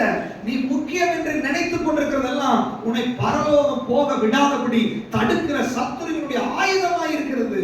இன்னைக்கு ஆண்டவருக்கு ஒப்பு கொடுக்கணும். ஆண்டவரே, நான் உமக்காக வாழ்றதுக்கு நான் ஆசைப்படுறேன். உமக்கு பிரியமில்லாத எல்லாவற்றையும் உதறி தள்ளிட்டு உம்மை பின்பற்றி வர வேண்டும் என்று விரும்புகிற ஆண்டவரேன்னு சொல்லி நம்ம ஒப்பு கொடுக்க வேண்டும் என்று ஆண்டவர் விரும்புகிறார். ஆண்டவர் சொல்றாரு, நான் பரலோகத்துக்கான வாசலை திறந்துட்டேன். நான் தான் வழி, நான் தான் சத்தியம், நான் தான் ஜீவன். ஆனால் என்னை பின்பற்றி வரணும்னு யாராவது விரும்பினால் அவன் தன்னை தான் வெறுத்து தன் சிலுவை எடுத்துக்கொண்டு தான் என் பின்னாடி வர முடியும். நல்லா தெரிஞ்சுக்கோங்க. ஏசப்பா பின்னாடி போறதுக்கு ஆசை, பரலோகம் போறதுக்கு ஆசை. நமக்கு ஆசை இல்லாம எல்லாம் கிடையாது, ஆசை இருக்குது. ஆனா ஆண்டவர் இன்னைக்கு நம்மை அலர்ட் பண்றாரு. நீ ஏமாந்து போயிடாத, ஏன் பின்னாடி தான் வர்றேன், நான் சர்ச்சுக்கு தான் போயிட்டு இருக்கிறேன், பரலோகம் போயிடுறேன்னு சொல்லி நீ ஏமாந்து போயிடாத. என் பின்னாடி வர வேண்டும் என்றால் ஒரு சுய வெறுப்பு வேண்டும். தேவனுக்கு பிரியமில்லாத உறவுகள் கட் பண்ணப்பட வேண்டும். தேவனுக்கு பிரியமில்லாத காரியங்கள் ஒழிக்கப்பட வேண்டும். தேவனுக்கு பிரியமில்லாத காரியங்களை நீ செயல்படக்கூடாது. தன்னைத்தான் வெறுத்து தன் சிலுவையை எடுக்காதபடிக்கு ஒருவன் பரலோக ராஜ்யத்துக்கு என்ன பண்ண முடியாது, வரவே முடியாது. எனக்கு அருமையானவர்களே, இன்னைக்கு ஆண்டவர் சொல்ற உங்களை பரிசுத்தத்துக்கு அழைச்சிருக்கிறாரு, பரலோக ராஜ்யத்துக்கு அழைச்சிருக்கிறாரு. ஆனா அந்த பரிசுத்தத்திற்காக, பரலோகத்துக்காக என்ன விலைக்கரையும் செலுத்தி இருக்கிறோம் நம்ம. நல்லா கவனிச்சுக்கோங்க. அசுத்தத்திலும் பாவத்திலும் கிடக்கிற நம்மை விடுதலையாக்குறதுக்காக இயேசு தன்னுடைய பரலோக மகிமைகளையே தொடர்ந்து பூமிக்கு வந்துட்டார். தம்மை தாமே வெறுமையாக்கி அடிமையின் ரூபம் எடுத்து மனுஷர் சாயலானார். இன்னைக்கு ஆண்டவர் கேட்கிறாரு, இப்படி பெரிய தியாகத்தை பண்ணி ஒரு பரிசுத்த வாழ்க்கைக்காக நான் உன்னை அழைச்சிருக்கிறேன். இருளின் அதிகாரத்திலிருந்து நான் உன்னை விடுதலையாக்கி உன்னை கொண்டு வந்திருக்கிறேன். ஆனால் இந்த பரிசுத்த வாழ்க்கையை விரும்பி நீ நடக்க மாட்டேங்கிறியே. இந்த பரிசுத்தத்துக்குள்ள ஒரு ஆசை உனக்கு வர மாட்டேங்குது. பிசாசு ஒரு காலகட்டத்தில் உன்னை விட மாட்டேன்னு பிடிச்சு வச்சிருந்தான். ஆண்டவர் என்ன பண்ணாரு, சிலுவையில பிசாசின் அதிகாரத்தை முறியடிச்சாரு. ஆண்டவரே, நீ கூப்பிடும் போது பாரம்பரியத்திலிருந்து, விக்கிரக வழிபாட்டிலிருந்து, சத்துருவின் போராட்டத்திலிருந்து ஆண்டவர் உன்னை விடுதலை ஆக்கி விட்டார். விடுதலை ஆக்கிட்டு நான் தான் உன்னை விடுதலை ஆக்கினேன், நீ பரிசுத்த ஆய ஆகணும் என்று சொல்லி உன்னை பிடிச்சு எழுதிட்டு போகல. ஆண்டவர் உன்னை அப்பவே ஃப்ரீ பண்ணி விட்டுட்டாரு. என்ன தெரியுமா, ஒரு பரிசுத்த வாழ்க்கைக்காக தான் நான் உன்னை அழைச்சிருக்கிறேன். நீ விரும்பி அந்த பரிசுத்தத்துக்குள்ள வா, நீ விரும்பி பரிசுத்தத்துக்குள்ள அடி எடுத்து வா. நீ விரும்பி இந்த சிகரெட்டை தூக்கி போடு, நீ விரும்பி இந்த பாக்க தூக்கி போடு, நீ விரும்பி சினிமாவுக்கு போகாத, நீ விரும்பி இந்த பாவத்தை விடு, நீ விரும்பி இந்த அசுத்தத்தை விடு, நீ விரும்பி அந்த மொபைல் இருக்கிற பாவத்தை விடு, நீ விரும்பி தேவையில்லாத உறவுகளை விடு, நீ விரும்பி இந்த குடியை விடு. நீ செய்கிற ஒவ்வொரு பாவத்தை குறித்து ஆண்டவர் சொல்றாரு, நான் உனக்காக தியாகம் பண்ணி இருக்கிறேன், உனக்காக கல்வாரி சிலுவையில மரித்து இருக்கிறேன், உனக்காக நான் எல்லாத்தையும் செய்து முடிச்சிருக்கிறேன். ஒரு பரிசுத்த அழைப்புக்காக உன்னை அழைச்சிருக்கிறேன். உன்னை விட நீதிமான்கள் நிறைய பேர் இருந்திருக்காங்க, உன்னை விட யோக்கியர்கள் நிறைய பேர் இருந்திருக்காங்க. ஆனால் உன்னை ஏன் நான் செலக்ட் பண்ணியிருக்கிறேன், நீ ஏன் இன்னைக்கு சபைக்கு வந்திருக்கிற, உன் காதுல ஏன் இந்த வார்த்தைகள் வருகிறது, இது வார்த்தையாகிய தேவன், இவர் உன்னோடு பேசுகிறார். எதுக்கு தெரியுமா, உன்னை பரிசுத்தமாக்க வேண்டும் என்பதற்காக. பிசாசு உன்னை அசுத்தமாக இந்த பூமியில எக்ஸ்போஸ் பண்ணி காமிச்சிருக்கிறான். இந்த உலகம் உன்னை ஒரு அருவருப்பாய் பார்க்குது. இந்த உலகம் உனக்கு ஒரு நல்ல இடத்தை கொடுக்கல, இந்த உலகம் உனக்கு ஒரு அங்கீகாரத்தை கொடுக்கல, இந்த உலகம் உன்னை மதிக்கல. உன் பாவத்தினால, உன் சூழ்நிலையினால, உன்னுடைய இயலாமையினால, உன்னுடைய அருவருப்பான காரியத்தினால உலகமே ஒதுங்கி போகிறது, உன் குடும்பம் ஒதுங்கி போகிறது, பெற்றவங்க ஒதுங்கி போகிறாங்க, நண்பர்கள் ஒதுங்கி போகிறாங்க. ஆனா வானத்தின் பூமி படைத்த ஆண்டவர் உன் கரத்தை பிடிச்சு உன் பக்கத்துல வந்து சொல்றாரு, எல்லாரும் உன்னை ஒதுக்கும் போது நான் உன்னை கனப்படுத்த வேண்டும் என்று நினைச்சிருக்கிறேன். இருக்கிறேன். நீ பரிசுத்தத்தின் மேல ஒரு வாஞ்சையாய் நீ வா, உன்னை பரிசுத்தப்படுத்துறேன்றார் ஆண்டவர். சத்துருக்களுக்கு முன்னாடி ஒரு பந்தி ஆயத்தப்படுத்தி ஒரு தலையை எண்ணெயால் அபிஷேகம் பண்ணி உன்னை பாத்திரத்துல நிரம்பி வழிய வச்சு இந்த உலகத்துல அநேக அசுத்தமா இருக்கிறவர்களையும் பாவத்தில் இருக்கிறவர்களையும் விடுதலை ஆக்கும்படி உன் கையில அதிகாரம் கொடுக்கணும்னு சொல்லி ஆண்டவர் விரும்புகிறார். கட்டப்பட்டவர்களை விடுதலை ஆக்கும்படி, சிறைப்பட்டவர்களை விடுதலை ஆக்கும்படி, அசுத்தமா இருக்கிறவர்களை நீ அசுத்தம் பண்ணாத. நீ சிகரெட் பிடிச்சு கொண்டிருக்கலாம், ஆனா ஒரு நாள் ஆண்டவர் உன் கையில மைக்க கொடுத்து சொல்லுவாரு, சிகரெட்டின் அடிமைத்தனத்தில் இருக்கிறவங்களை வெளியே வா நீ சொல்லும்போது அநேகர் விடுதலை ஆவார்கள். இன்னைக்கு நீ குடிய விட முடியாம இருக்கலாம், ஒரு நாள் நீ மைக்க பிடிச்சு பரிசுத்தமாய் வாழுங்கள் என்று சொல்லி சொல்ல வைப்பாரு. இன்னைக்கு நீ அருவருப்பாய் இருக்கலாம், அசுத்தமா இருக்கலாம், ஆனா உன் வாயில பரிசுத்தத்தை பேசும்படி, பரிசுத்தமாய் வாழும்படி கர்த்தர் உன்னை அழைத்திருக்கிறார். ஹalleluya. எத்தனை பேர் அந்த அழைப்பை ஏற்றுக்கொண்டு வர போறீங்க? எல்லாரும் சொல்லுங்க, ஆண்டவரே நான் பரிசுத்தமா இருக்கிறேன் விரும்புறேன் ஆண்டவரே. சொல்லுங்க, வாயில திறந்து சொல்லுங்க, இந்த அசுத்தம் என்னை விட்டு வெளியேறட்டும் ஆண்டவர். என்னால விட முடியாத அசுத்தமான காரியங்களை ஆண்டவரே விடுதலை ஆகிறதுக்கு எனக்கு உதவி செய்யுங்க அப்பா. ஒரு பரிசுத்தத்துக்காக என்ன ஒப்பு கொடுக்கிறேன். எல்லாரும் வாயில திறந்து சொல்லலாமா? வாயில திறந்து சொல்லலாமா? ஹalleluya. ஆண்டவர் உன்னை பரிசுத்தமாக்க போகிறார், பரிசுத்தமாக்க போகிறார், உங்களை சுத்திகரிக்க போகிறார். நல்லா கவனிச்சுக்கோங்க, பரிசுத்தம் என்பது ஒரு நாள்ல நடக்கிற விஷயம் அல்ல. பரிசுத்தம் என்பது கண்டினியூஸ் process. இது தொடர்ந்து நடக்க வேண்டிய விஷயம். பரிசுத்தத்தினுடைய ஒரு 10% நீங்க வந்திருக்கலாம், 20% வந்திருக்கலாம். ஆனா இன்னைக்கு ஆண்டவர் பேசுற இன்னொரு 30% அது மாறணும், அது 40 மாறணும், அது 90 மாறணும். அது முழுமை அடையும் போது ஏனோக்கு சஞ்சரிச்சுட்டே இருந்தான். ஒரு குறிப்பிட்ட காலம் வந்த உடனே அவன் எதிர்த்துக் கொள்ளப்பட்டான் தேவனோட. ஹalleluya. புதிய ஏற்பாடு சத்தியம் சொல்லுகிறது, மகிமையின் மேல் மகிமை அடைந்து மறுரூபமாகிறோம். நீங்க பரிசுத்தமாகிறது, பர்ஃபெக்ட் ஆகும்போது பரலோகம் உங்களுக்காக வாசலை திறக்க ஆரம்பித்து விடும். பரலோகத்துக்கு போறது நீங்க ஆயத்தமாகி விடுவீர்கள். மரணம் எப்போ வரும் நமக்கு தெரியாது. நாளைக்கு மரணம் நடக்கலாம், இன்னைக்கு ராத்திரி மரணம் நடக்கலாம். ஆனா ஆண்டவர் சொல்ற, நீ பரிசுத்தம் இல்லாமல் தேவனை தரிசிக்கவே முடியாது. நான் பரிசுத்தமா வாழல, நான் பரலோகம் போயிருக்கேன் சும்மா சப்பா கட்டு கட்டாதீங்க. நீ பரிசுத்தமா இருந்தா மட்டும்தான் உன் தேவனை நீ தரிசிக்க முடியும். அப்பதான் நீ ஆண்டவரை மீட் பண்ண முடியும். பரிசுத்தம் இல்லாம நீங்க சர்ச்சில் வந்து எல்லாத்துக்கும் கூட பாட்டு பாடிடலாம். பரிசுத்தம் இல்லாம சர்ச்சில் வந்து நீங்க அந்நிய பாஷை பேசிடலாம். பரிசுத்தம் இல்லாம நான் கூட வந்து பிரசங்கம் பண்ணிடலாம். பரிசுத்தம் இல்லாம நம்ம எல்லாரையும் ஏமாற்ற முடியும். ஆனா மனுஷன முகத்தை பார்க்கிறான், ஆண்டவர் உள்ளத்தை பார்க்கிறாரு. இன்னைக்கு ஆவியானவருக்கு தெரியும் எத்தனை பேர் பரலோகத்துக்கு ஆயத்தமா இருக்கிறீங்க, எத்தனை பேருடைய அந்தரங்க வாழ்க்கை பரலோகத்துக்கு நேராய் அது பரிசுத்தமாக்கப்பட்டிருக்கிறது. இன்னும் அந்தரங்க பாவம் உனக்குள்ள என்னென்ன இருக்கிறது, உன் சிந்தனைக்குள்ள என்னெல்லாம் இருக்கிறது, அது ஆண்டவருக்கு தெரியும். அவர் சொல்றாரு, பரிசுத்தமாகுதலை தெய்வ பயத்தோடு பூரணப்படுத்த கடவுள். பரிசுத்தமாகுதல் என்பது உனக்குள்ள ஒரு பயம் வேணும். ஐயோ நான் இந்த எஸ்எம்எஸ் பண்றேனே, இது பண்ணக்கூடாது, ஆண்டவர் என்னை பார்க்கிறார் என்ற பயம் வேணும். ஐயோ நான் இப்படி போறேனே, ஆண்டவர் என்னை பார்க்கிறாரே பயம் வேணும். ஐயோ நான் இந்த மாதிரி பேசுறேனே, ஆண்டவர் என்னை பார்க்கிறார் பயம் வேணும். உன் சகோதரன் கிட்ட நீ பேசாம இருக்கிறியே, ஐயோ ஆண்டவர் பார்க்கிறார், நான் எப்படி திருவிழா எடுப்பேன், எனக்கு பயம் வேணும். நான் ஒப்புரவாகாம இருக்கிறேனே, ஆண்டவர் என்னை பார்க்கிறார். நீ நடக்கும் போது அவர் பார்க்கிறாரு, நீ உட்கார்ந்து இருக்கும் போது அவர் பார்க்கிறாரு. நீ பாதாளத்தில் போய் படுக்கை போட்டாலும் அவருடைய கை உன்னை வந்து பிடிக்கும். அவருடைய தாயின் கருவிலே உன்னை பார்த்தவர், உன் எலும்புகள் உருவாகிறதுக்கு முன்னமே அவர் பார்த்தவர். உன்னுடைய A to Z எல்லாவற்றையும் அவருக்கு முன்பாக நிர்வாணமாய் இருக்கிறது, வெளியரங்கமாய் இருக்கிறது. அவருக்கு முன்னாடி நீங்க எதுவுமே மறைக்க முடியாது. ஆண்டவர் சொல்றாரு, இதெல்லாம் விட்டு ஒரு தெய்வ பயத்தோட பரிசுத்தமாக தொடங்க வேண்டும். பரிசுத்தத்தினுடைய பரிபூர்ணம் எப்போ வரும் அப்படின்னா, ஒரு தெய்வ பயம் வந்தாதான் பரிசுத்தம் வரும். இவர் என்ன பார்க்கிறாரு, நான் இதை செய்யக்கூடாது அப்படின்னு ஒரு பயம் இருந்துச்சுன்னு வச்சுக்கோங்களேன், அந்த பாவத்தை செய்ய மாட்டோம். நீங்க என்னைக்கெல்லாம் பாவத்துக்கு நோ சொல்றீங்களோ அன்னைக்கு பரிசுத்தத்தினுடைய ஒரு ஸ்டெப் எடுத்து வச்சுட்டீங்கன்னு அர்த்தம். அப்படியே டெம்டேஷன் வரும், நீங்க சிகரெட்டை பிடிச்சாலும் அப்படியே ஆண்டவர் சிகரெட்டை தூக்கி போட்டு பாரு, நீ பரிசுத்தத்தினுடைய ஒரு ஸ்டெப் எடுத்து வச்சுட்ட. ட்ரிங்க்ஸ் பண்ணோம் போயிருப்போம், ஒயின் ஷாப்புக்கு போயிருப்போம், இல்லை பாட்டில் வீட்டில் போய் வச்சிருப்போம். இல்லை குடிக்கக்கூடாது, தூக்கி உடச்சு போட்டு பரிசுத்தத்தினுடைய 2% வந்தாச்சு. கெட்ட வார்த்தை பேசணும், ஐயோ பேசக்கூடாது, பரிசுத்தத்தினுடைய அடுத்த ஸ்டெப்புக்குள்ள வந்துட்டீங்க. பாக்கு போடணும் வாங்கி பாக்கெட்ல வச்சாச்சு, அதை பிரிச்சாச்சு, வாய்க்குள்ள போட முடியல, தூக்கி வீசிப்பாரு, பரிசுத்தத்தினுடைய அடுத்த ஸ்டெப் வந்துருச்சு. இன்னும் நிறைய பேருக்கு எப்படி இந்த மாதிரி பாவங்கள் எல்லாம் மறைச்சே செய்யறதை விட அடுத்தவங்க முன்னாடி இது இனிமேல் நான் செய்ய மாட்டேன் அப்படின்னு சாட்சி சொல்லி பாருங்க, பரிசுத்தத்தினுடைய 10% மேல வந்துருச்சு. நீங்க தனியா தூக்கி போட்டா 1% தான். ஆனா சர்ச்சுக்கு முன்னாடி இந்த மாதிரி பாவத்தை நான் செய்ய மாட்டேன்னு சொன்னீங்கன்னா 10% மேல போயிடலாம். தெய்வ பயம் வேணும். தெய்வ பயம். புருஷன் பொண்டாட்டி வாழ்க்கை வாழும்போது கணவனுக்கு மனைவிக்கு துரோகம் பண்ண தெய்வ பயம் வரணும். ஐயோ என் கணவர் நான் பயபக்தியா இருக்கணும், ஐயோ என் மனைவி பயபக்தியா இருக்கணும். தெய்வ பயத்தோட தான் திருமண உறவுக்கு இது பண்ணும்போது தெய்வ பயத்தோட ஒருவருக்கு ஒருவர் கீழ்ப்படிந்திருக்குன்னு சொல்லி அதுக்குள்ள ஒரு தெய்வ பயம். அநியாயமா மனைவி மேல குற்றம் சாட்டும் போது, அநியாயமா கணவன் மேல குற்றம் சாட்டும் போது 2 நிமிஷம் யோசிச்சு நான் சொல்றது கரெக்டா தப்பா அதுக்கப்புறம் பேசுற தெய்வ பயத்தோட. பாவம் பரிசுத்தத்தை நோக்கி நீங்க வர முடியாது. அவர் பரிசுத்தம் உள்ள தேவனாய் இருக்கிறார்.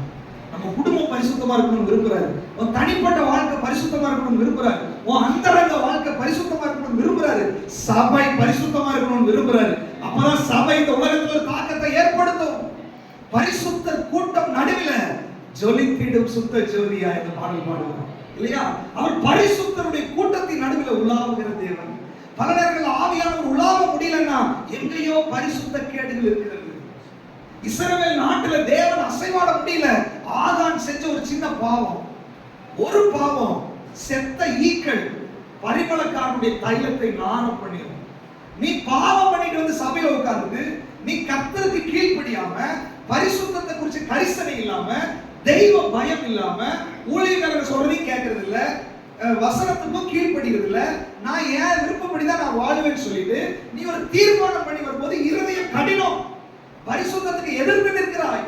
அப்படிப்பட்ட நீங்க உங்க குடும்பத்திற்கு சபைக்கு ஆசீர்வாதத்துக்கு நீங்க ஒரு தடைக்கல்லா இருக்கிறீங்க. ஆனா ஆண்டவர் சொல்ற, ஆண்டவரே நீங்க என்கிட்ட தான் பேசுறீங்க ஆண்டவரே, நான் இன்னைக்கு கீழ்ப்படுகிறேன் ஆண்டவரே, நான் இந்த விஷயத்தை விடுற ஆண்டவரேன்னு சொன்னா நீங்க பரிசுத்தத்தினுடைய அடுத்த ஸ்டெப்புக்குள்ள போக ஆரம்பிக்கிறீங்க. நீங்க ஆண்டவர் சொல்றாரு பரிசுத்தமாகுதலை தெய்வ பயத்தோட நம்ம பூரணப்படுத்த வேண்டும். ஹalleluya ஹalleluya. இப்ப பாருங்க, இஸ்ரவேல் ஜனங்களுடைய வாழ்க்கையில எகிப்தில் அடிமைத்தனமா இருந்தார்கள். அவர்கள் மோசை வச்சு ஆண்டவர் என்ன பண்ணாருன்னா வெளியே வாங்க அப்படின்னு சொல்லி அழைச்சாரு. அவங்க அழைச்ச உடனே செங்கடலை தாண்டி வந்தாங்க. 40 வருஷம் வனாந்திரத்துல நடந்தாங்க. 40 வருஷம் வனாந்திரத்துல நடக்கும்போது ஆண்டவர் அவங்க கிட்ட நிறைய சட்டங்களை அவங்களுக்கு போதிச்சார். அதுக்கப்புறம் அவங்களை கானான் தேசத்துக்கு கொண்டு போய் விட்டார்.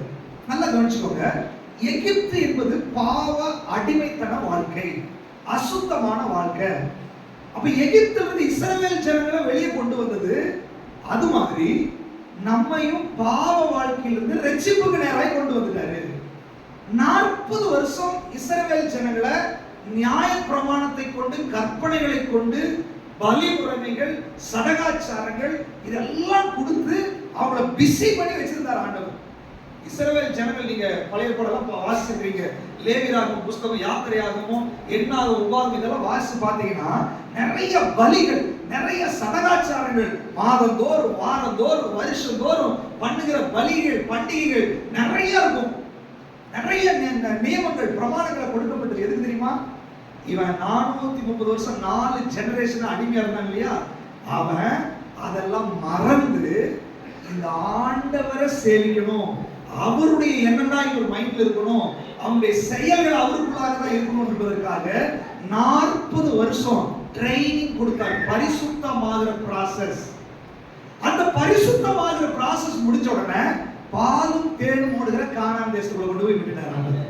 இன்னைக்கு ஆண்டவர் சொல்றாரு நமக்கும் அதேதான். பாவத்துல இருந்தோம், அசுத்தத்துல இருந்தோம், விக்கிரக வழிபாட்டுல இருந்தோம், ஆண்டவர் ஒரு பரிசுத்த அழைப்பை அழைச்சிட்டாரு.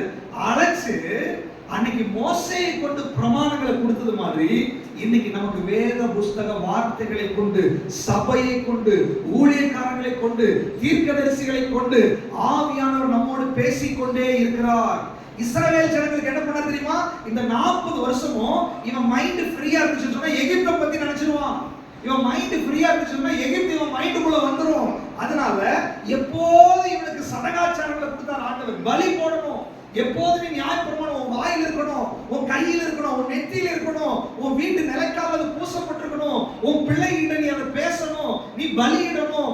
ஒவ்வொரு பலிகளை அவர் கொடுத்தாரு, ஒவ்வொரு பண்டிகைகளை கொடுத்தாரு. நீங்க நல்ல வசனத்தை வாசிச்சு பார்த்தீங்கன்னா எல்லா பண்டிகைகளும் இயேசுவை குறிக்கும், எல்லா பலிகளும் இயேசுவை குறிக்கும், எல்லா சடங்காச்சாரங்களும் இயேசுவை குறிக்கும், எல்லா முறைகளும் இயேசுவை குறிக்கும். அப்படின்னா இஸ்ரவேல் ஜனங்களுடைய அனுதின வாழ்க்கையா இருந்தாலும் சரி, பர்சனல் லைஃபா இருந்தாலும் சரி, ஆராதனையா இருந்தாலும் சரி, அரசாங்கமா இருந்தாலும் சரி, எல்லாமே தேவனோட தொடர்புடையவர்களா இருந்துச்சு. ஹல்லேலூயா. அப்படி இருந்தாதான் பரிசுத்தமாக முடியும். அப்புறம் தான் கானான் தேசத்துக்கு போக முடியும். அப்ப நமக்கு என்ன வச்சிருக்கிறாரு?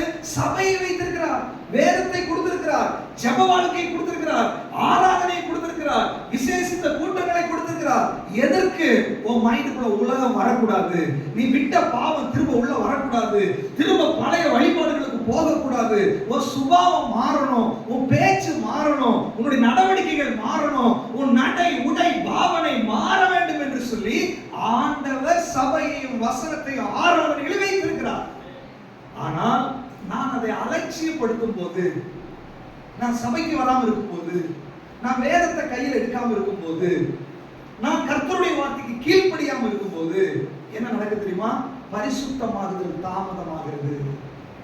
பரிசுத்தமாகுதல் தாமதமாகிறது மாத்திரமல்ல, பேதுரு நிருபத்தில் சொல்றாரு, பிசாசு எவனை விழுங்கலாமோ என்று கர்ச்சிக்கிற சிங்கம் போல வகை தேடி சுற்றி திரிகிறான்.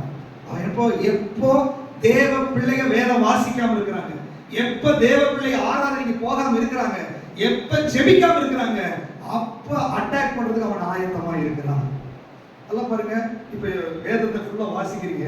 இந்த வேதத்தை வாசிக்கிறதுனால உங்க மைண்ட்ல தேவையில்லாத டென்ஷன் போயிடுச்சா இல்ல இருக்குதா? சொல்லுங்களேன். அது வாசிக்கலையா? நீங்க வேதத்தை வாசிக்கும் போது தேவையில்லாத டென்ஷன் வரல. அப்படி வந்துச்சுன்னா நீ சரியா வாசிக்கலன்னு அர்த்தம். வாசிச்சுட்டே இருக்கிற இங்க ஒரு பிக்சர் ஓடிட்டே இருக்குன்னு அர்த்தம் இல்லையா? கரெக்டா நீங்க வாசிச்சா இந்த சத்தியம் உங்களை விடுதலை ஆக்கிடும். கரெக்டா நீ ஆராதிச்சா ஆவியானவர் உங்களை விடுதலை ஆக்குவார். கரெக்டா நீ தேவ சமூகத்தில் இருந்தா அந்த பரிசுத்தமாகுதல் நடக்க ஆரம்பித்து விடும். ஹல்லேலூயா.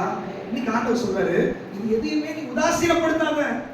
ஞாயிற்றுக்கிழமை சர்ச்சை விட எனக்கு வேலை தான் முக்கியம், சர்ச்சை விட எனக்கு பணம் தான் முக்கியம், சர்ச்சை விட எனக்கு குடும்பம் தான் முக்கியம், அப்படி நீ முக்கியத்துவப்படுத்தினா நீ பரிசுத்தம் வேண்டாம்னு சொல்றேன்னு அர்த்தம்.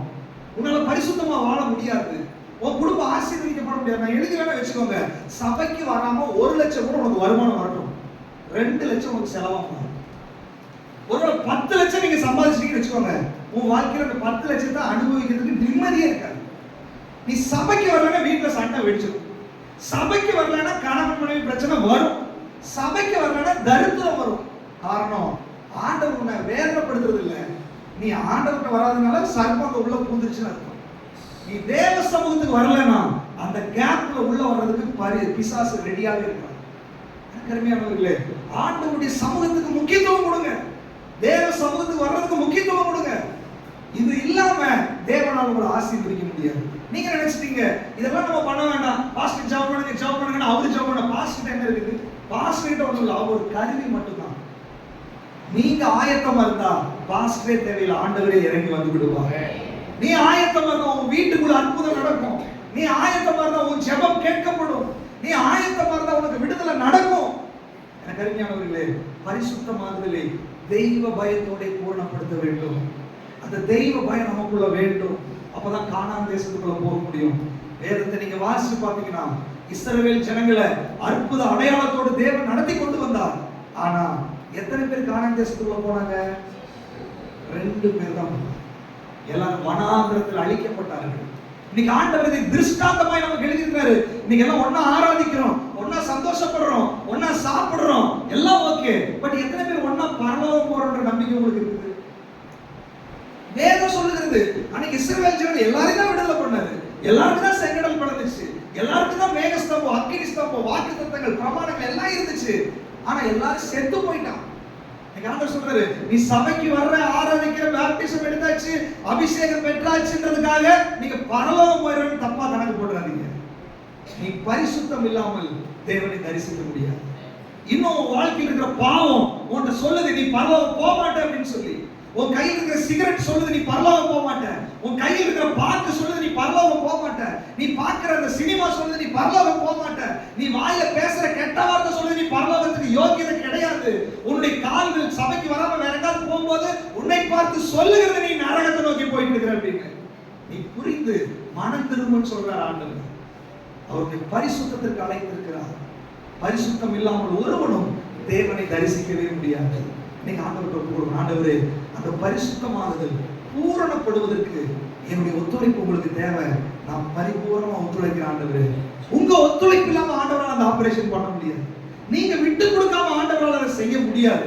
எத்தனை பேர் நீங்க ஆண்டவருக்கு ஒத்துழைக்கிறேன்னு சொல்றீங்க?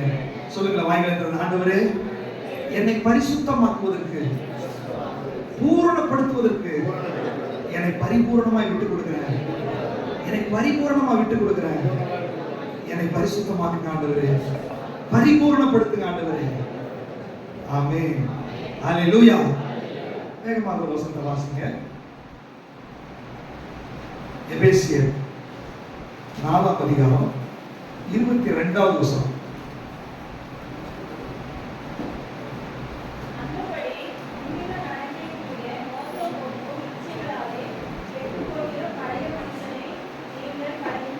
போதும், நல்லா கவனிச்சுக்கோங்க.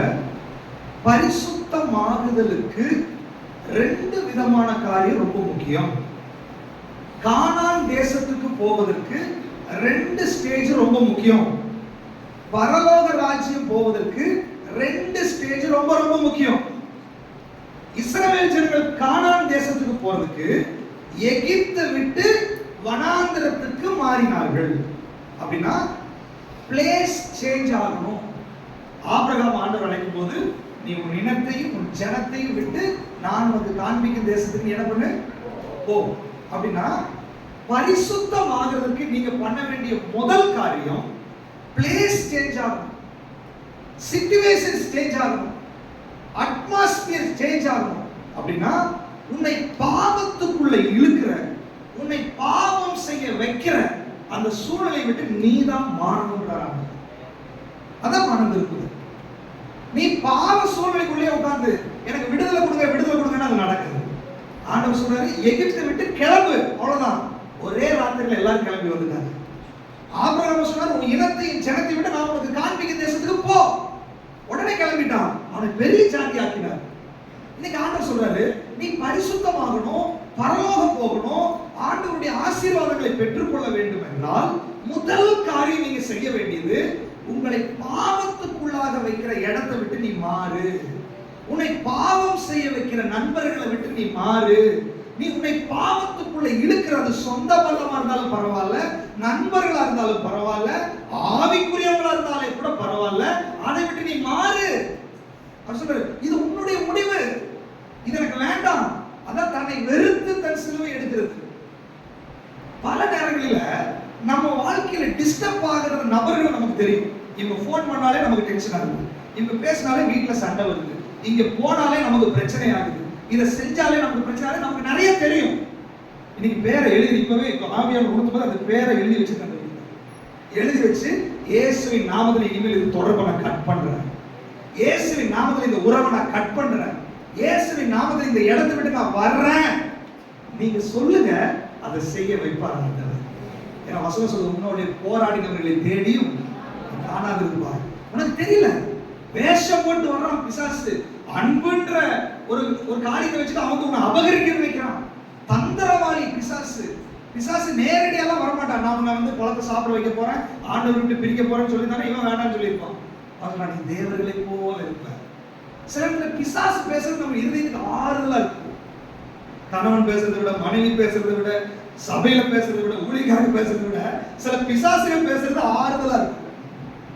அது பிசாசுன்றதை நீங்க மறந்துடாதீங்க, அது சர்வன்றதை நீங்க மறந்துடாதீங்க. அதுக்கு பின்னாடி ஒரு பெரிய பிசாசுடைய பிளான் இருக்கிறத நீங்க மறந்துடாதீங்க. அது தூக்கி போடுறதுக்கு நீங்க தயாராகணும். பிளேஸ் சேஞ்ச் ஆகணும், சூழ்நிலை மாறணும், நண்பர்கள் மாறணும்.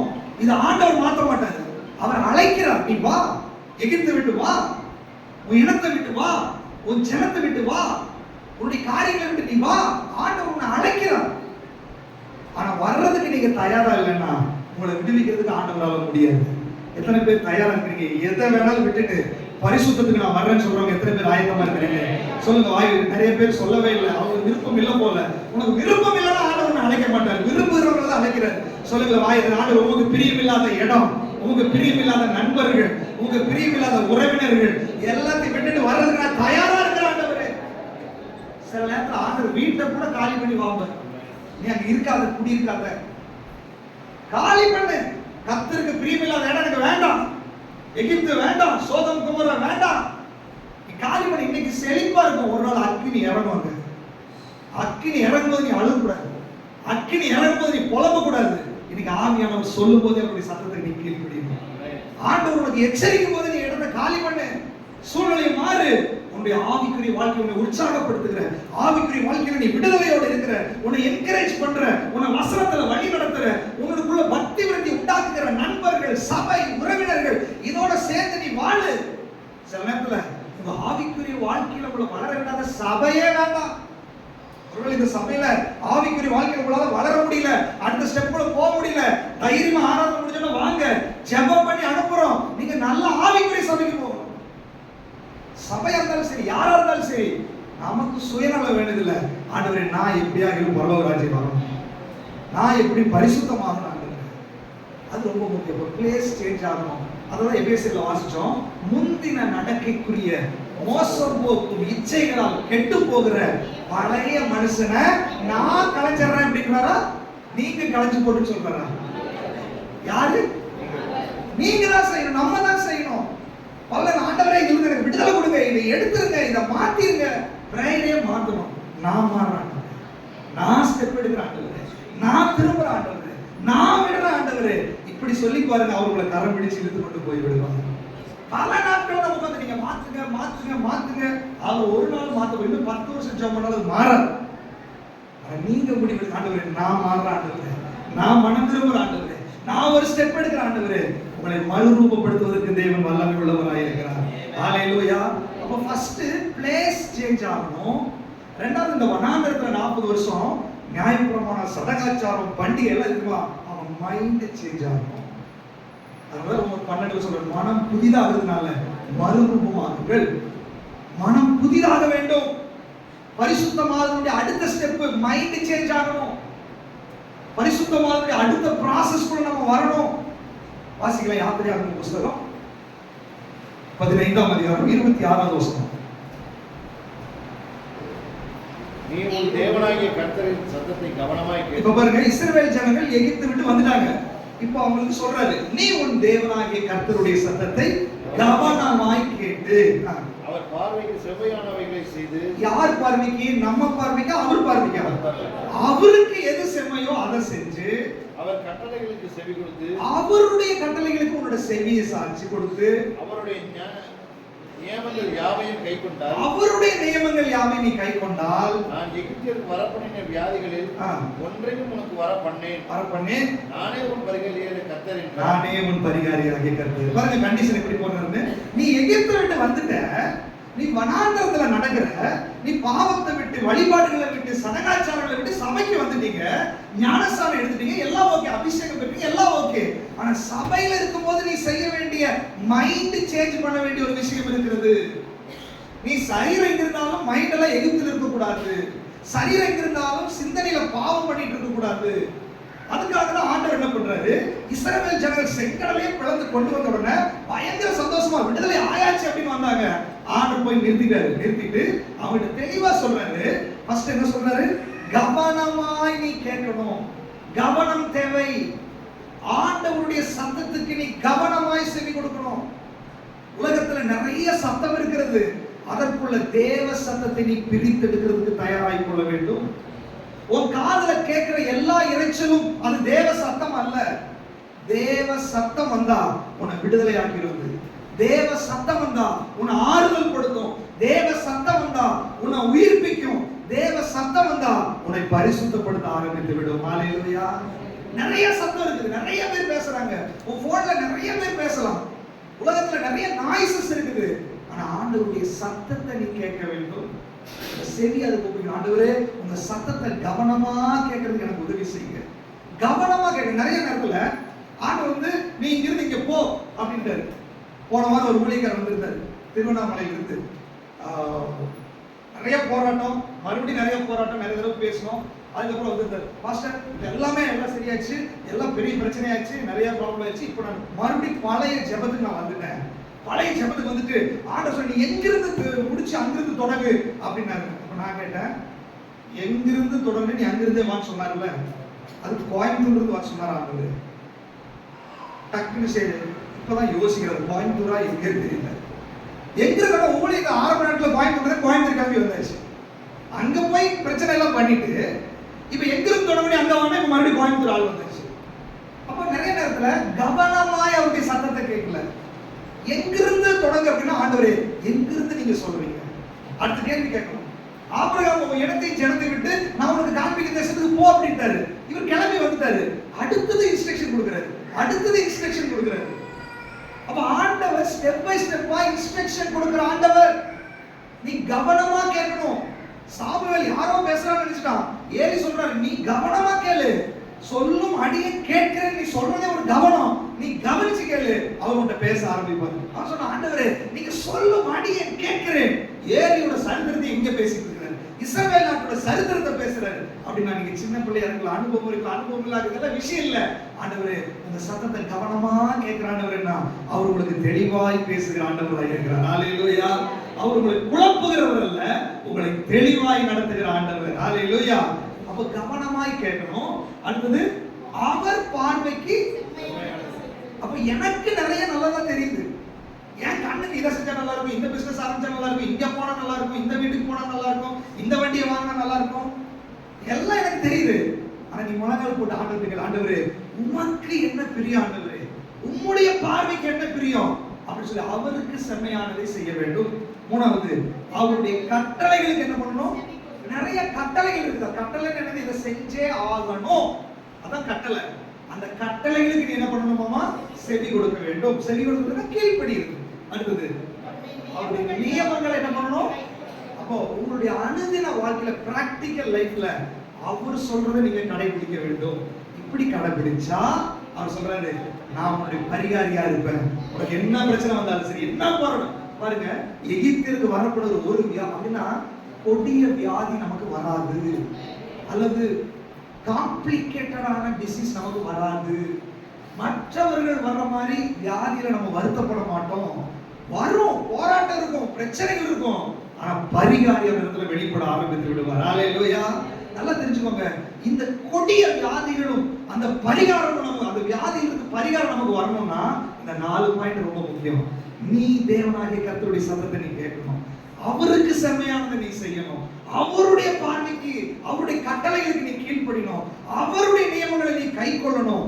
எகிப்தை விட்டே நீ வரணும், இடத்தை மாத்தணும், உன் மைண்ட மாத்தணும், உன் விருப்பத்தை மாத்தணும், உன் எண்ணங்களை மாத்தணும். அவருடைய சத்தத்துக்கு கீழ்ப்படிந்து நீ ஒப்பு கொடுத்தா, வானத்தையும் பூமி படைத்த ஆண்டவர் சொல்றாரு, உனக்கு என்ன பிரச்சனை வந்தாலும் சரி, உனக்கு என்ன போராட்டம் வந்தாலும் சரி, நான் உனக்காக இறங்கி வருவேன், நான் உன்னுடைய பரிகாரியா இருப்பேன். பண பிரச்சனை வருதா, பொருளாதார பிரச்சனை வருதா, வியாதி வருதா, குடும்ப பிரச்சனை வருதா, எது வேணாலும் வரட்டும், நான் உனக்காக இறங்கி வந்து யுத்தம் பண்ணுவேன்றார் ஆண்டவர். ஹல்லேலூயா. இஸ்ரவேல் ஜனங்கள் அப்படி கேட்டு போனாங்க.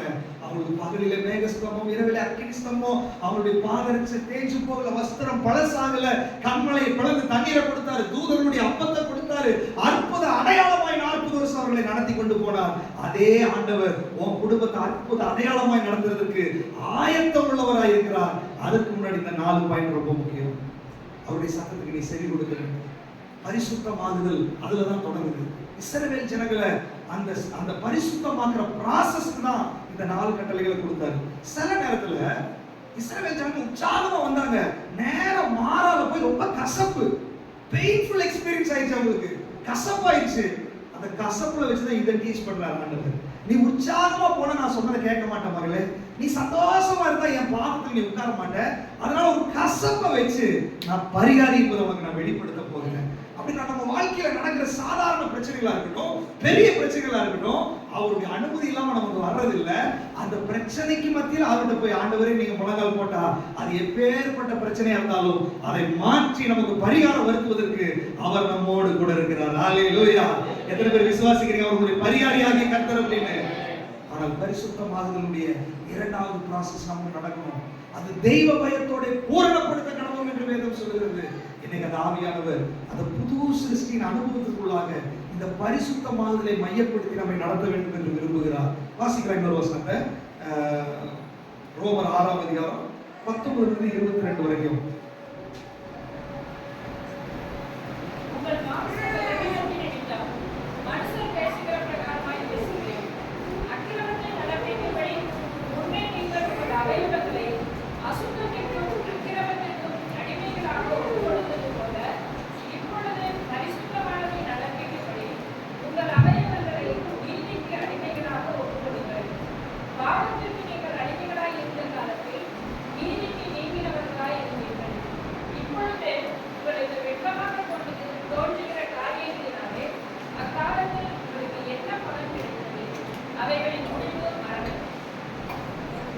அடுத்த வருஷம் 22வது வருஷம். இப்பொழுது நீங்கள் பாவத்திலிருந்து விடுதலையாக்கப்பட்டு தேவனுக்கு அடிமைகளானதினால் உங்களுக்கு என்ன பலன் கிடைக்க போதாமா? பரிசுத்தமாகுதல் உங்களுக்கு கிடைக்கும் பலன். அதனுடைய முடிவு நித்திய ஜீவன். ஹல்லேலூயா. இது பாருங்க, ரோமர் 6ஆம் அதிகாரத்துல பாவத்திலிருந்து பரிசுத்தத்துக்கு டிரான்ஸ்ஃபர் ஆகிற அந்த ப்ராசஸ் பத்தி பேசுறாரு. எப்படி என்னோட சரீரத்தினுடைய அவயவங்கள் பாவத்துக்கு அடிமையா இருந்துச்சு, இப்ப நான் பரிசுத்தத்துக்காக நான் அதை ஒப்பு கொடுக்கிறேன், பரிசுத்தத்தை செய்யும்படி நான் ஒப்பு கொடுக்கிறேன். அப்படி ஒப்பு கொடுக்கும் போது எனக்கு ஒரு ரிசல்ட் வரும், ஒரு முயற்சிக்கு ஒரு ரிசல்ட் வரும் இல்லையா? அதுதான் ஆண்டவர் வேதம் சொல்லுகிறது, பரிசுத்தமாகுதல் உங்களுக்கு கிடைக்கும் பலன். அந்த பரிசுத்தமாகுதல் ரிசல்ட் கிடைச்சு கிடைச்சு கிடைச்சு இதனுடைய முடிவு நித்திய ஜீவன்ல போய் முடியும். நல்லா கவனிச்சுக்கோங்க, நீங்க பரிசுத்தமாகாம நித்திய ஜீவனுக்குள்ள போக முடியாது. பரிசுத்தமாகாம பரலோகம் போக முடியாது. சபைக்கு வரலாம், பரலோகம் போக முடியாது. பரிசுத்தமாகாம தேவனை தரிசிக்கவே முடியாது. அதனால எபேசியர் 4:22, 23, 24 நீங்க வீட்டுல வாசிச்சு பாருங்க. மெய்யான நீதியிலும் பரிசுத்தத்திலும் தேவனுடைய சாயலாய் சிருஷ்டிக்கப்பட்ட புதிய மனுஷனை தரித்துக் கொண்டீர்களே. ஹல்லேலூயா. நல்லா கவனிச்சுக்கோங்க, கிறிஸ்தவ வாழ்க்கை என்பது அது புது சிருஷ்டியினுடைய ஒரு அனுபவமா இருக்கிறது. பழையவைகள் ஒழித்து போயின, எல்லாம் புதிதாயின. அப்படி ஒரு புது வாழ்க்கை வரணும்னா பரிசுத்தமாகுதல் என்ற ஒரு ப்ராசஸ் நமக்குள்ள நடக்கணும். ஏன்னா நம்மளை அழைத்தவர் பரிசுத்தம் உள்ளவராய் இருக்கிறார். அந்த பரிசுத்தமாகுதல் என்பது முழுமை பெறவில்லை, அது தொடங்கி தான் இருக்கிறது. இன்னைக்கு ஆண்டவர் சொல்றாரு, நீ அவருடைய சத்தத்தை கவனமாய் கேட்டு அவருடைய சித்தம் செய்யறதுக்கு ஒப்பு கொடுத்து அவருடைய கட்டளைகளுக்கு கீழ்ப்படிறதுக்கு நீ மனமு வந்து அவருக்கு பிரியமானதெல்லாம் செய்யறதுக்கு நீ ஒப்பு கொடுத்தால் அவருடைய பரிசுத்தமாக்கி அதை பூரணப்படுத்தி இந்த உலகத்தில் அவருக்கு பரிகாரியா இருந்து நித்திய ஜீவன் உங்களை கொண்டு போய் சேர்க்கிறதுக்கு அவர் உண்மையுள்ள தேவனாய் இருக்கிறார். ஹல்லேலூயா. எத்தனை பேர் நீங்க ஒப்பு கொடுக்க போறீங்க? ஆண்டவரே, பரிசுத்தத்துக்காக நான் ஒப்பு கொடுக்க போறேன். எல்லாரும் கண்களை மூடி ஆண்டவரை நோக்கி பார்க்கலாமா? எல்லாரும் கண்களை மூடி உள்ளத்தின் ஆழத்திலிருந்து நீங்க எந்த ஸ்டேஜில் இருக்கிறீங்க